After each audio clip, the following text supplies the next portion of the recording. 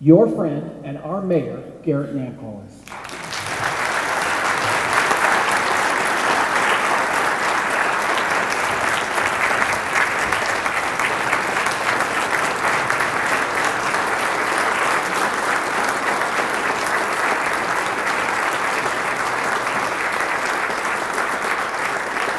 Oh, thank you.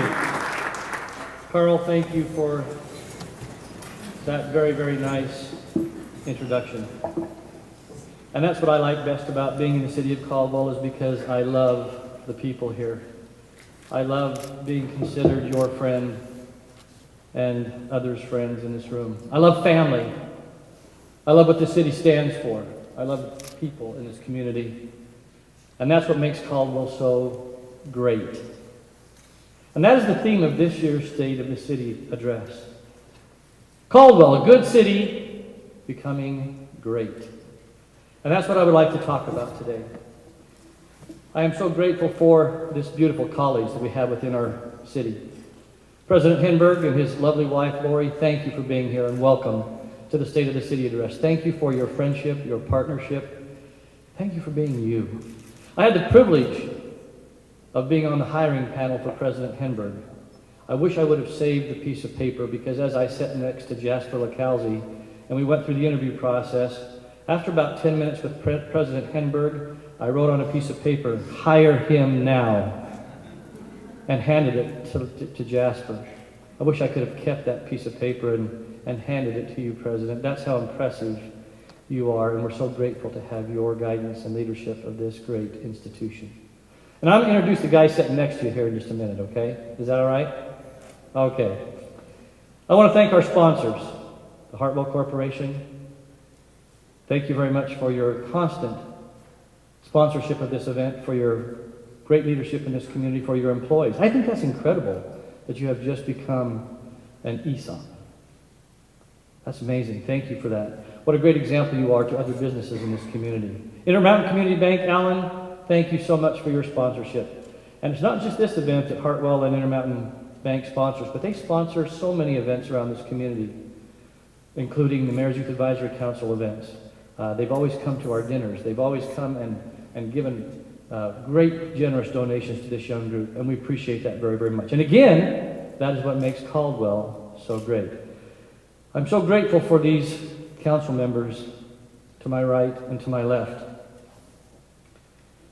These are men and women of honor and dignity. These are men and women who believe in the principles of governance. They believe in supporting and upholding the Constitution of the United States of America and the Constitution and laws of the city of Caldwell. I can tell you that we don't always agree about everything, and that's good. That's what good governance is. But at the end of the day, I can tell you that every one of these individuals believe that this city is great and that its potential is even greater. And they vote the way that they believe that the constituents and citizens of this community would have them vote. I am very honored to work with each and every one of them. You know, this community is full of great people. And I love the saying by Margaret Mead, "Never doubt that a small group of thoughtful, committed citizens can change the world.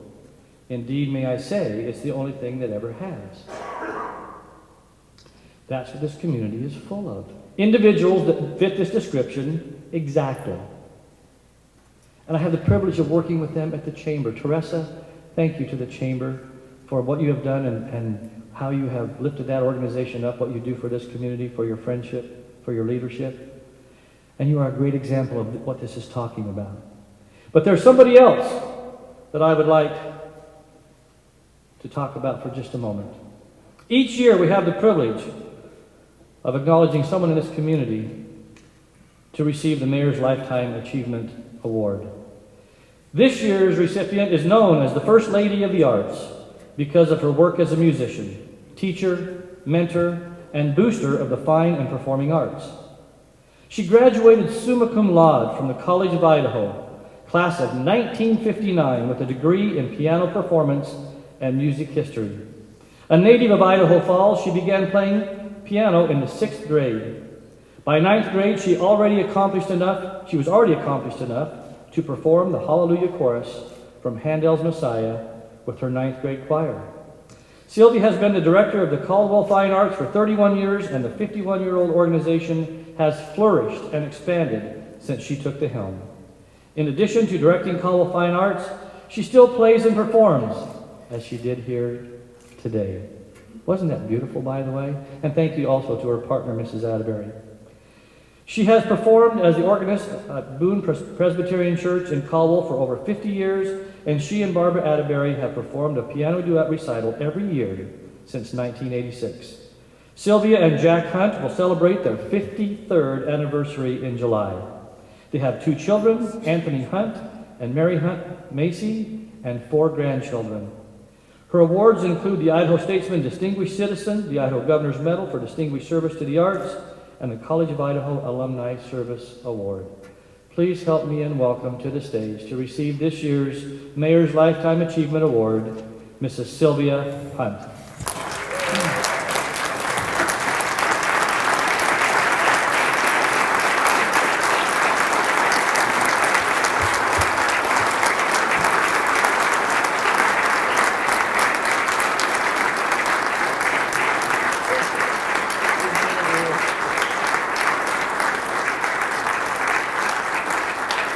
I want you to know that the music was absolutely gorgeous, and we're so grateful, but that was our way of getting her here without her knowing that this award was coming. I'd like again to read Lifetime Achievement Award presented to Sylvia Hunt for your exemplary leadership and selfless acts of time and dedication to the City of Caldwell and the College of Idaho.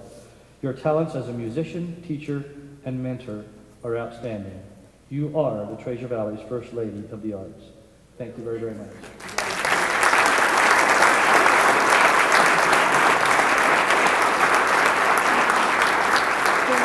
Thank you. You know, it's been a pleasure to be associated here. When I graduated from college, I never expected to live to be 50 more years old. I don't think I thought about that, and I can't think of another life that I would choose. It has been truly marvelous, but I think the introduction was so good that I won't need an obituary.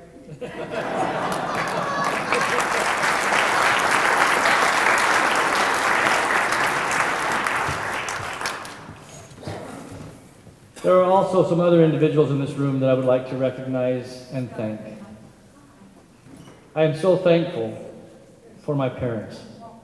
They're not here in body, but I know they're here in spirit. I'm grateful for the lessons that they taught me, for the values that they instilled in me. I'm so grateful for the great example that they were of all that's good in life. My dad was a hard worker, a very, very simple man. But he loved his family, and he would do anything for my mother and his children. And I'm grateful for that example. My mother was the queen of compassion. She absolutely instilled that in her children and everybody who knew her. And I'm so grateful for those lessons that she taught me. I am grateful for my wife. What a trooper she is. She is so wonderful at being a wife, a mother, a grandmother. As you know, we're helping to raise 2 of our granddaughters, and they adore her and they love her. And that is so important in the overall realm of things. I'm grateful for her. Pam, would you please stand and let everybody just say hi to you?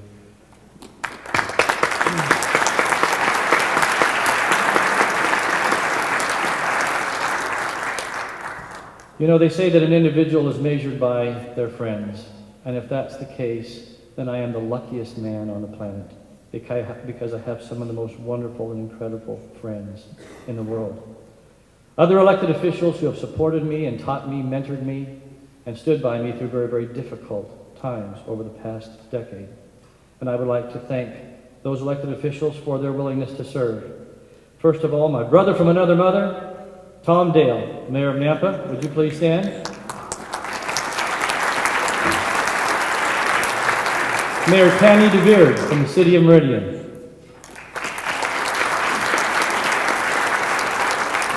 Chris Yamamoto, the County Clerk. Chris, I saw you here somewhere. Where are you?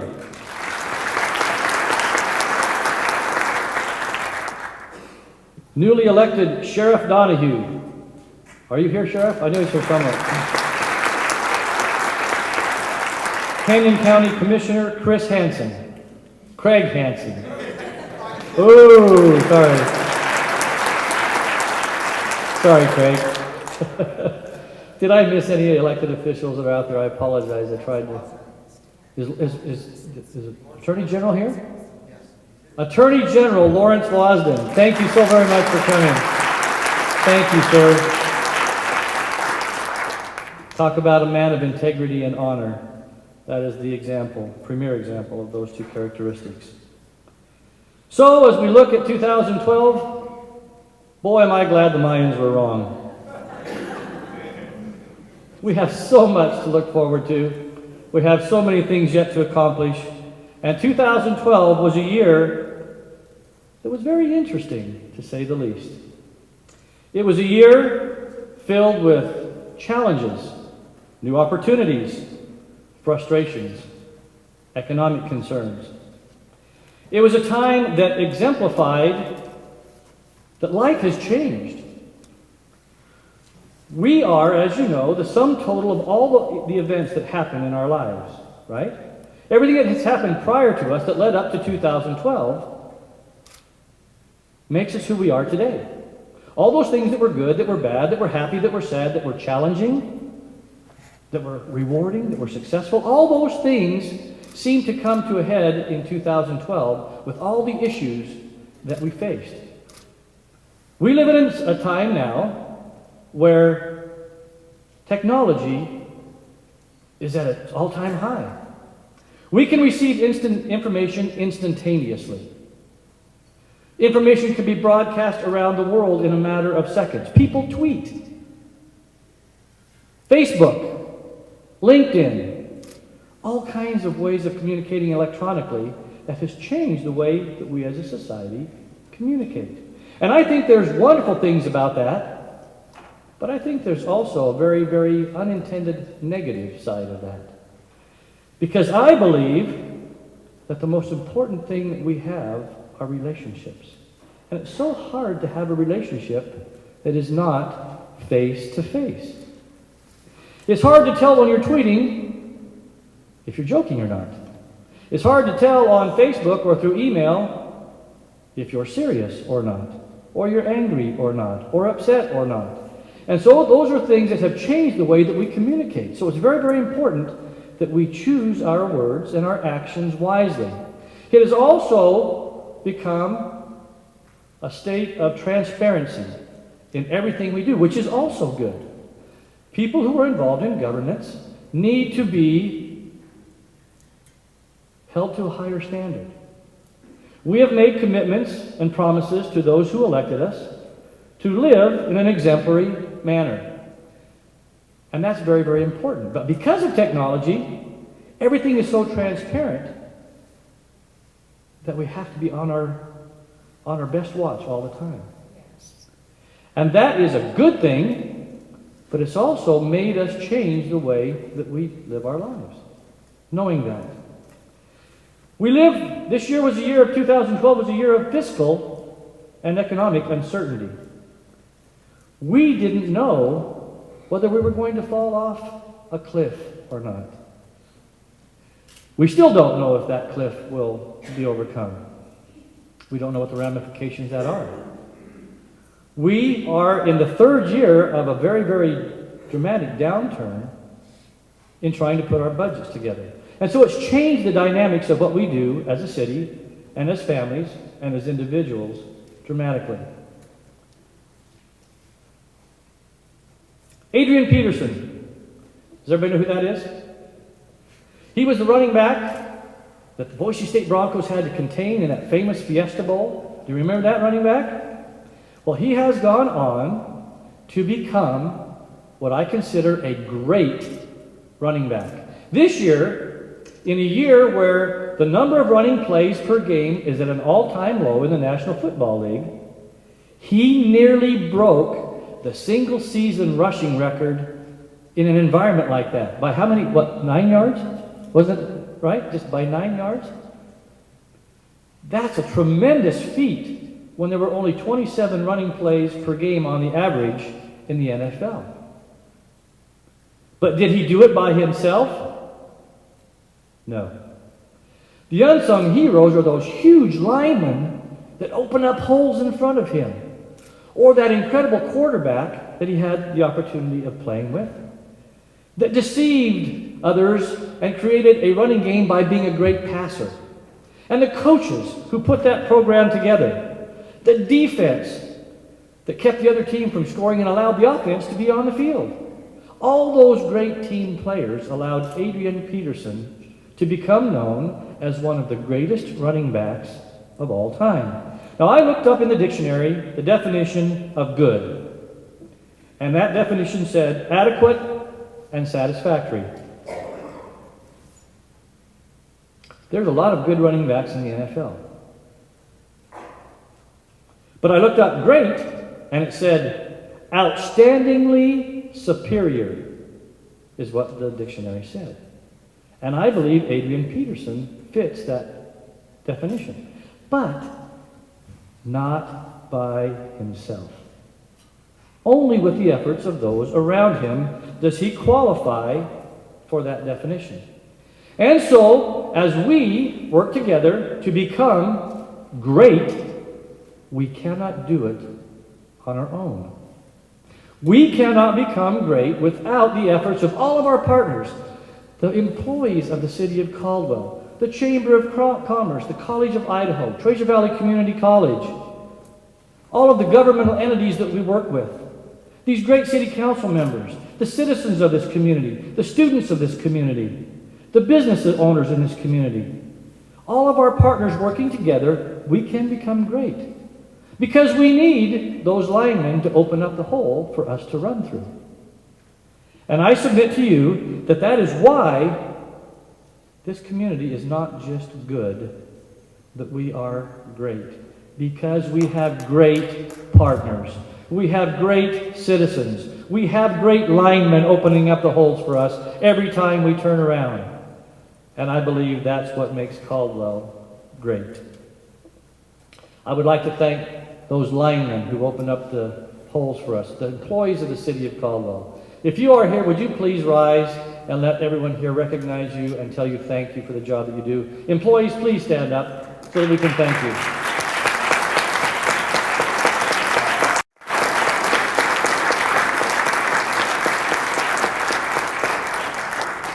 And some of them are big enough that they could play linemen on that. We've got some big people working for the city of Caldwell. You know, when we take office, we take an oath. And that oath says that we solemnly swear to affirm that we will support the Constitution of the United States and the state of Idaho, and the laws and ordinances of Caldwell, and that we will, to the best of our ability, faithfully perform the duties of the office that we hold. And then we close by saying, "So help me God." I want you to know that I hold that promise very dear. That is a promise. That's the promise that each one of us have made to you, but we also made that promise to God, that we would stand up for what is right and support the Constitution of the United States of America. And one of the things that I think separates this city from being a good city and a great city is that 3 times now we have had the challenge of defending your rights that have been threatened by other governmental entities as citizens of Caldwell. The first time was when FEMA came into this community and, based upon inaccurate information, tried to impose a flood map upon the cities of Nampa and Caldwell, which would have caused dramatic consequences, negative consequences, to property owners within those proposed zones. We truly believe that the information was wrong. We had 99 years of empirical facts that said that that information was wrong. It would have been very easy to stand back and say, well, this is the federal government.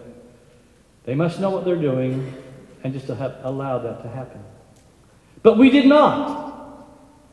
We gathered our partners together. We made a phone call to Secretary of the Interior, Dirk Kempthorne, because he knew Idaho. We made phone calls to the governor, to our congressional representatives. We partnered with the Bureau of Homeland Security. We partnered with the city of Nampa. We partnered with the Association of Idaho Cities. We partnered with the county. We partnered with our other elected officials and stood up to say that this is not right.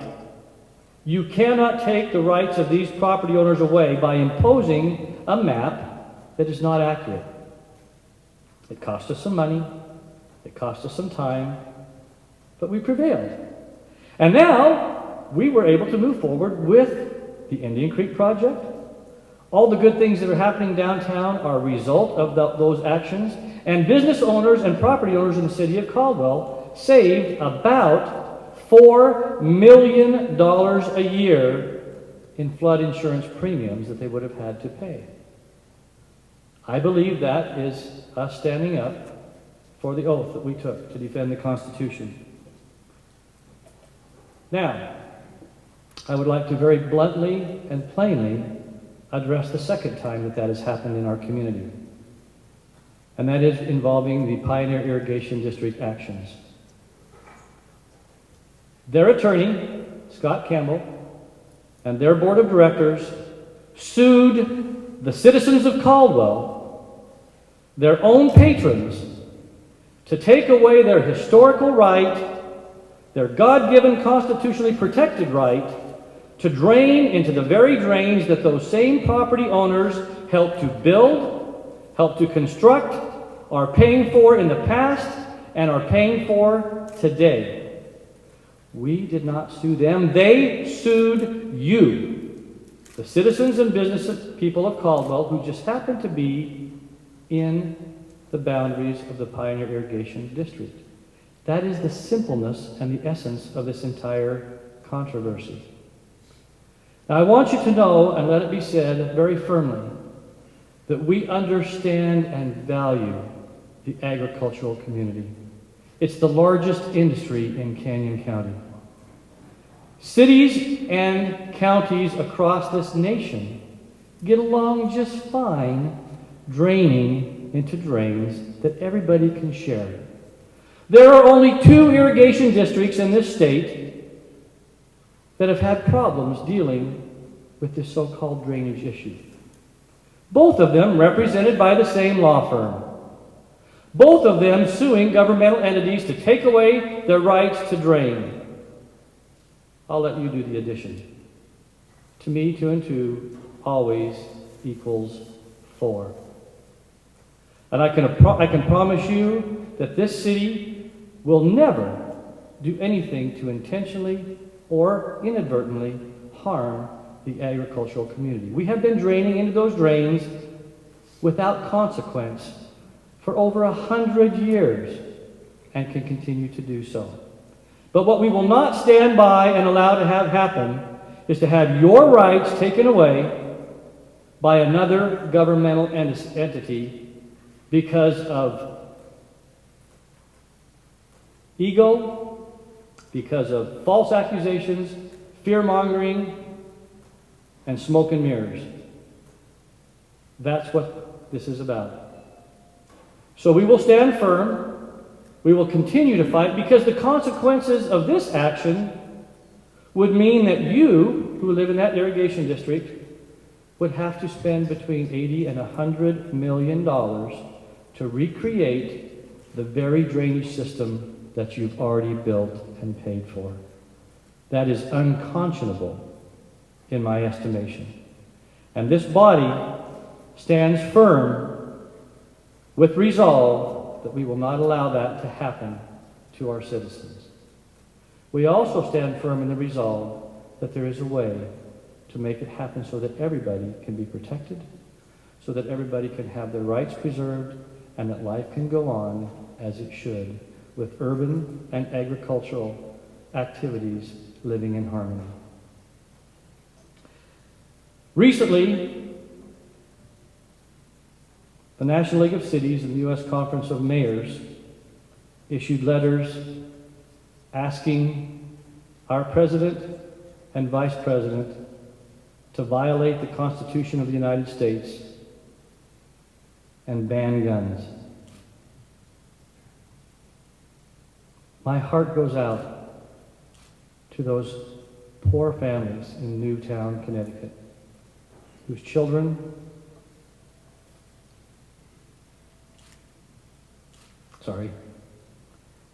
whose children's lives were taken unnecessarily and violently.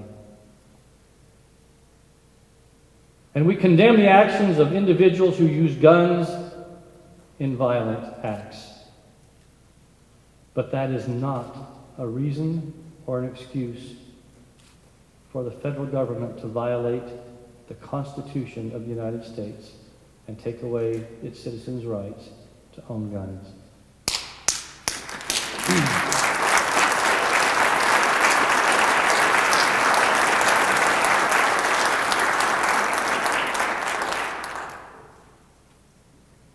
The Constitution of the United States is the very document and foundation for everything that stands for goodness and honesty.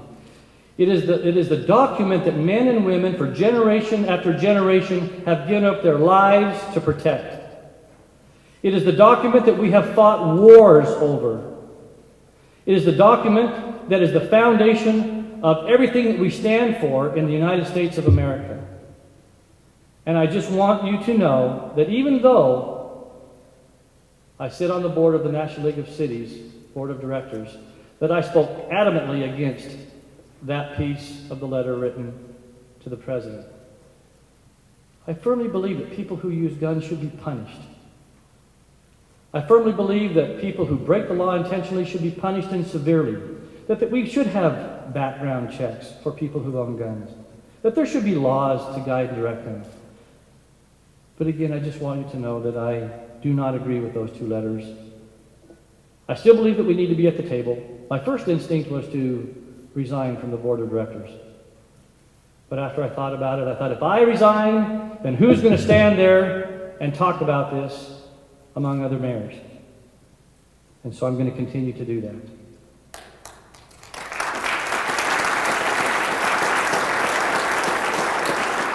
Well, there's lots of other things to talk about, so in the words of the famous war veteran Forrest Gump, that's all I've got to say about that.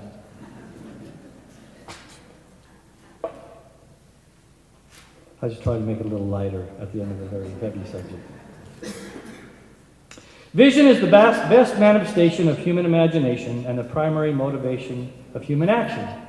It gives us the power to create what does not yet exist and the capacity to become what we not yet are.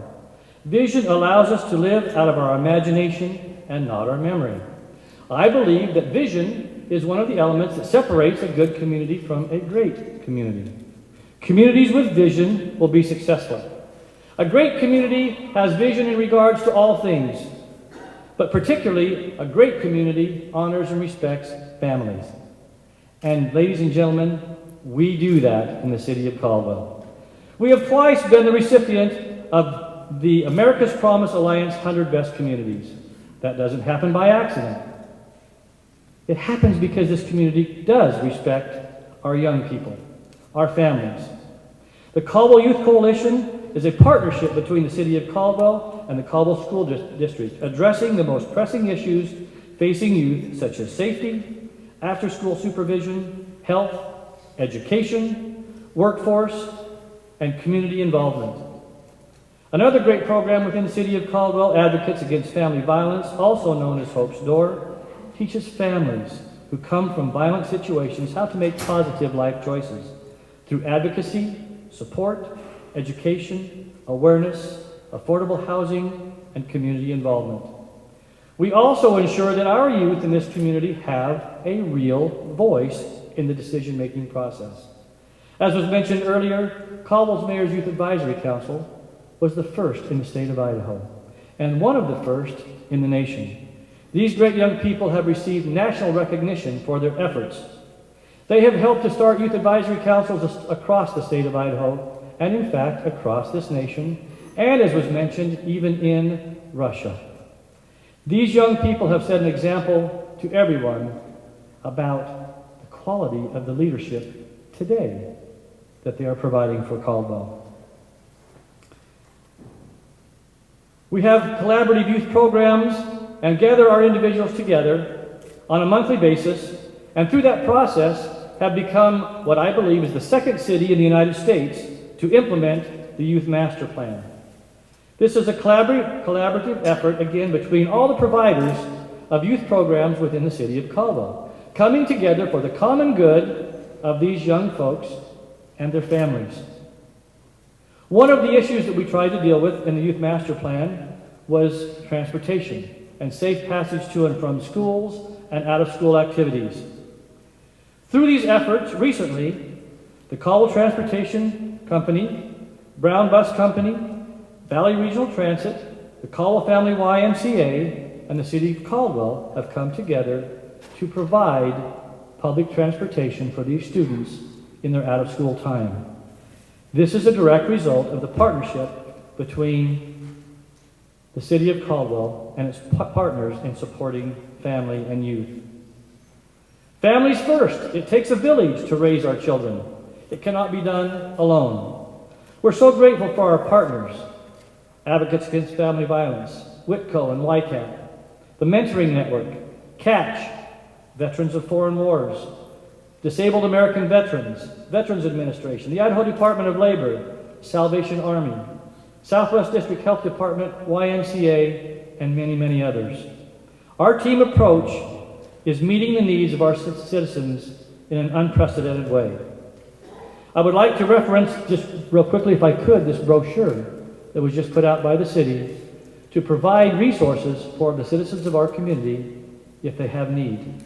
So please grab one of these and make sure that they are available to your friends, family, those that you work with, because there may be somebody that is in need. And we appreciate our staff for putting this great brochure together. Also from this partnership, you will see established this spring a community garden specifically aimed at veterans.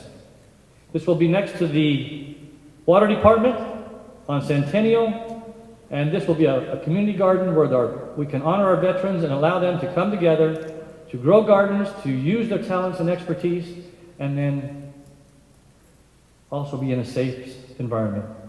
We are so proud of the veterans in our community, and we thought this was a wonderful suggestion by the Board of Realtors and are happy to partner with them providing city property. It's so important that our families spend time together. The City of Caldwell, at least in the last survey that we did, and it may have changed, has more open space and parks per thousand than any city in the Treasure Valley.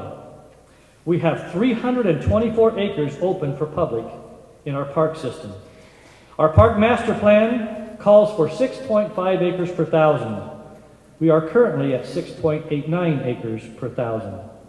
The most recent park that we just opened up is Mallard Park, and we will continue to build that park to its completion, and it should be completely developed by the end of next year.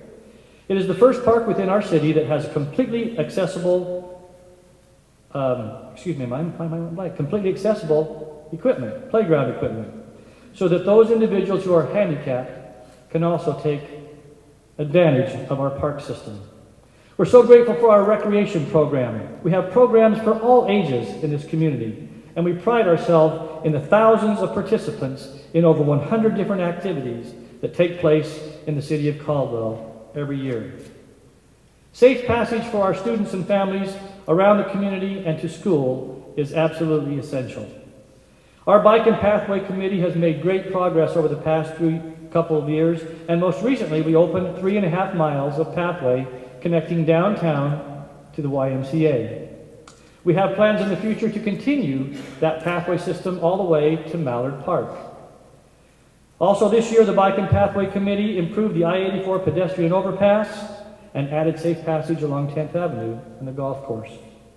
We are also working very diligently with the Caldwell School District to improve pedestrian traffic around our school zones.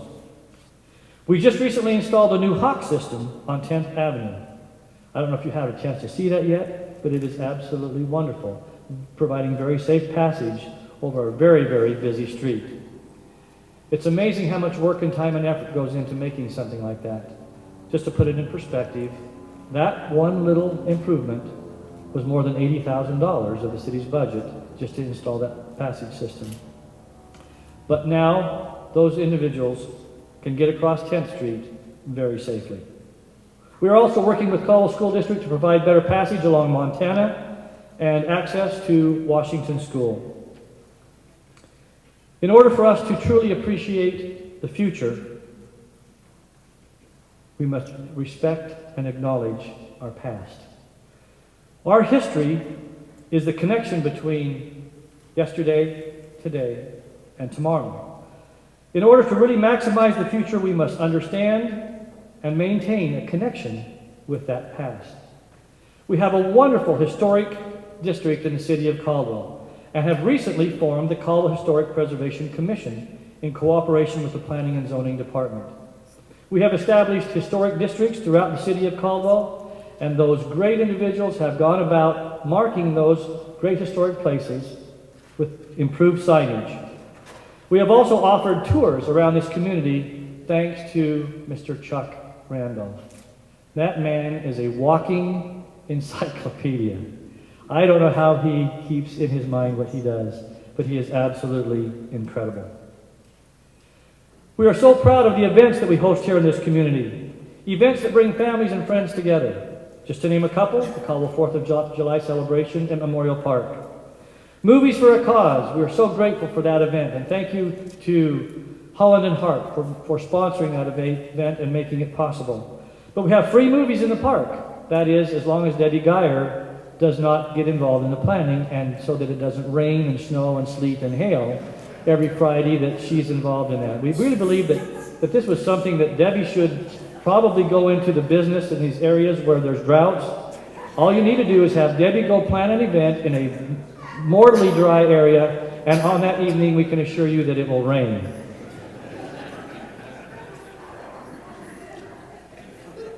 Huh, Debbie? It seemed like that for a while.